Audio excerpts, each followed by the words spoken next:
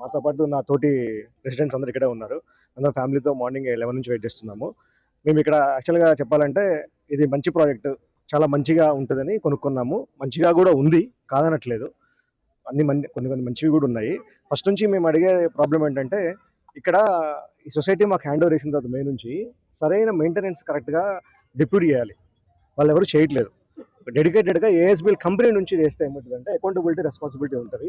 అవి ఎవరు చేయకుండా పాయింట్స్‌ని ప్రాబ్లమ్స్ వస్తాయి. ఏ కమ్యూనిటీలోనైనా ఏ కంపెనీ ప్రాబ్లమ్స్ వస్తాయి. మేము అర్థం చేసుకుంటాం కానీ ప్రాబ్లమ్స్‌ని అనలైజ్ చేసి రూట్ కాజ్ అనాలిసిస్ చేసి ఆ ప్రాబ్లమ్‌ని ఫిక్స్ చేసి సాల్వ్ చేసేయడానికి మాకెవరు కనపడట్లేదు ఇక్కడ.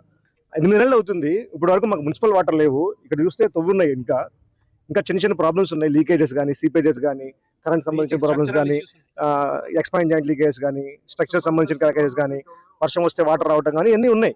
ఈ ప్రాబ్లమ్స్ అన్ని పక్కన పెట్టి దాని మీద వాళ్ళు కాన్సన్ట్రేట్ చేయకుండా, రూట్ కాజ్ చేయకుండా, దాన్ని సాల్వ్ చేయకుండా మెయింటెనెన్స్ ఛార్జెస్ ఆల్రెడీ మేము 85 రూపీస్ పర్ ఎస్ఎఫ్టీ అందరు రెసిడెంట్స్ కట్టాము.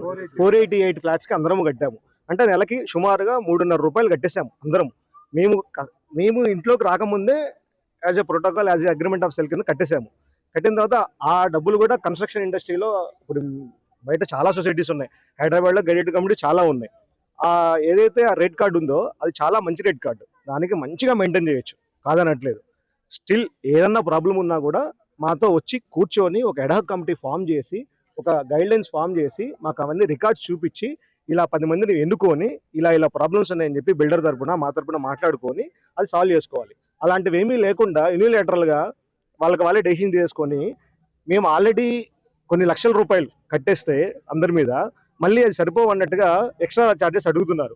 అడిగినా కూడా ఇక్కడ ఏమైందంటే అందరికీ ఎందుకు ఇక్కడ అందరము ఈరోజు పొద్దున్న నుంచి సాయంత్రం వరకు అందరూ ఇక్కడ ఫ్యామిలీ పనులన్నీ ఆపేసుకొని తినకుండా ఎందుకు వెయిట్ చేస్తున్నామంటే ప్రతి ఒక్కళ్ళ ఎమోషన్ని టచ్ చేశారు వాళ్ళు. ఎందుకంటే ప్రతి ఒక్కరికి మీకు తెలియదు ఏముంది, ప్రతి ఒక్కరికి కరెంటు నీరు అనేది చాలా ఎమోషన్ అండి.